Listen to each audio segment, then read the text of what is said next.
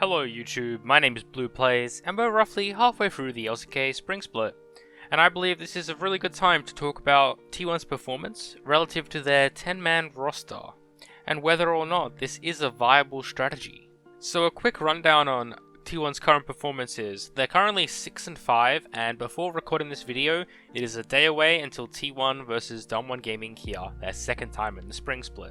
Now during this period of time, T1 has been swapping players left and right as if there was no main lineup. Currently they have 2 top laners, 3 junglers, 2 mid laners, 2 bot laners and 1 support. Now if you look at this on paper, you'd assume having a large variety of players available would be beneficial for the team, as it allows one player to sub out in case something goes wrong, such as health, such as mental, or any other factors that may play a role within individual players. Now this only works on paper though. Within League of Legends, one of the most important things is teamwork, and having 10 players means there's a lot of different combinations of players, and overall that exponentially increases the amount of relationships that players have to make with each other, which overall develops teamwork.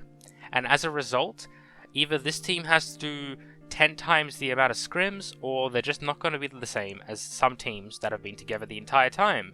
For example, Damwon Kia.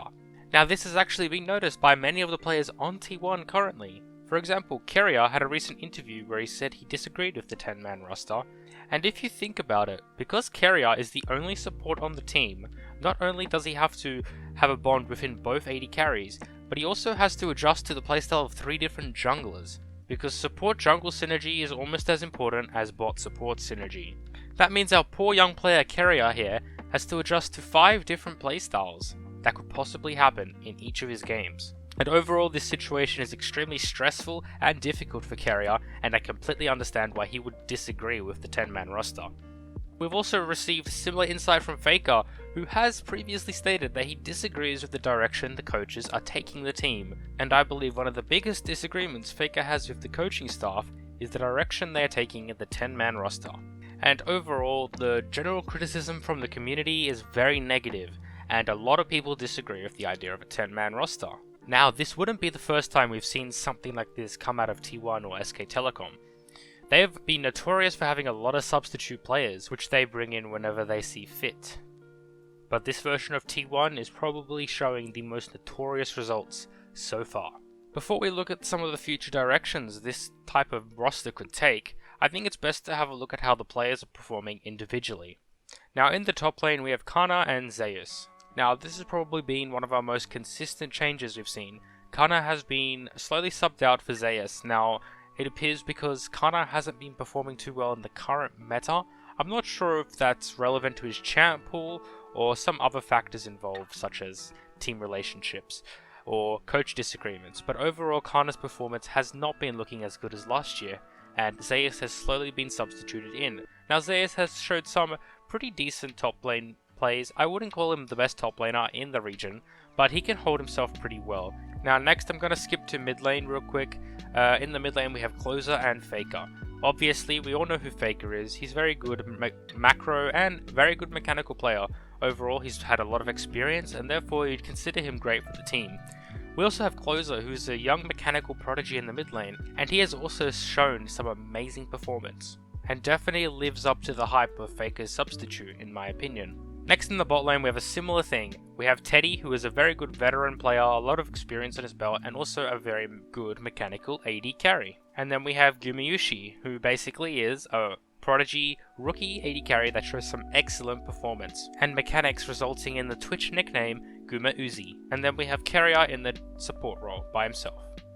Now moving on to the jungle, this is the most interesting. We have 3 junglers. We have Kuz, Elim, and Oner.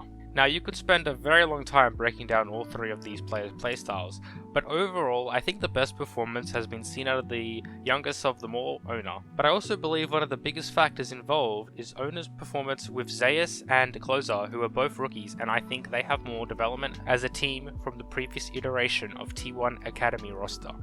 We also have Kuz, who has received quite a bit of criticism, and I wouldn't say he's played that many games this season. And then we have Elim, who sits in about the middle in age. Now let's discuss some ways that T1 could potentially bring together this 10-man roster, and as a result have some more success. Now the first idea would probably be the least likely, but it would be to separate these 10 players into 2 different teams. It would also rely on the fact that T1 would be having to sign another support. So overall what this would create is you'd have an A team and a B team. Now this might be similar of teams of old where they had 2 teams, but rather than this, these would be classified as the one team.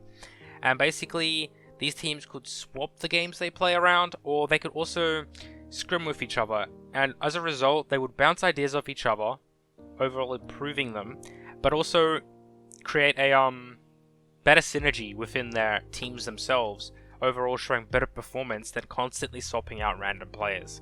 Now the second idea would be really easy, but you have to make a main lineup. Now obviously this means that some players aren't going to see the limelight outside of being a substitute. A team like this will probably be consistent of something with more synergy. So for example, this is just an example, but Zeus in the top lane, Owner in the jungle, Closer in the mid, Teddy in AD carry, and carrier support. Not only do you have experience through Teddy, but you also have high mechanics in mid and existing synergy between top, jungle, and mid. Overall, this lineup doesn't seem too bad, and if they have some more practice together, we might see some great stuff out of it. This actually is the lineup we saw in our previous game, which was T1 versus Nongshim Breadforce, and it was a bit iffy at certain points, but overall they won both games, so there is obviously some functionality behind this lineup. Another possible potential lineup would be something like Kana, Elum, Faker, Gumayusi, and Carrier. Now once again, this team has shown some existing synergy, especially between Kana and Elum, as well as experience with players such as Faker who can guide the team in the right direction, and with some time together they'll be able to build synergy. Now as a result, both of these lineups may not show instant success, and here's the biggest issue with what T1's doing. By constantly changing players, you will never see instant success. One winning game doesn't mean that lineup is going to work. They need time to develop, and if they keep swapping them, this development just won't happen, and you'll just keep getting these 50-50 flip games where T1 can beat teams through mechanics rather than actual teamwork, and that's what we're currently seeing. Now the third option is if instant success is necessary. For example, T1 is at the very bottom of play-ins, they need to make it to MSI if that's their goal. There is a possibility. Obviously it's already looking slim for them, but this is I call it the experience lineup. So what you do in this situation is you pull in all the experienced players, okay? So that would be Kana, Kaz, Faker, Teddy, and Carrier, respectively. And then what you do is you get the other players as substitutes. Now as they play a couple games, you analyze their performance, you see if they're playing well, you see what the issues is, and rather than swap out drastically, you swap out one player, and you see again how things change. The goal of this is after a couple games, you try and find whether this lineup works, and you find out what the best substitutes are. Because I'm considering at Worlds you can still only have 1 or 2 substitutes, and obviously you can't bring a whole 10-man roster, so you need to have a main lineup available. This is the best way to quickly find out which players will be able to quickly swap out.